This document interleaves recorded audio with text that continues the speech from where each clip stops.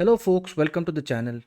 If you wish to learn how to fix error 0x80070570, then stick around for the solutions.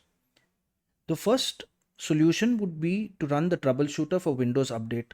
So how do we do that? Is by right clicking on Start, going to Settings, System, look for Troubleshoot, Other Troubleshooters, and we run the troubleshooter corresponding to the Windows Update tab. This should resolve the problem. If this still doesn't resolve the problem, then we do a disk cleanup. We do that by looking for cleanup in this bar, open disk cleanup, and we press this tab, clean up system files. So when you see here, it will delete the software distribution and catroot 2 folders.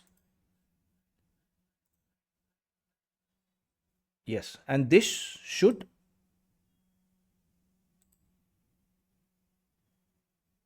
solve the issue.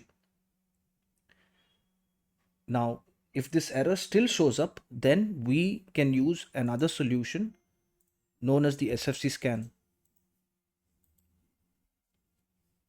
Go to command prompt, right click, run as administrator, and yes, and type in the command sfc space slash scan now, SCANNOW,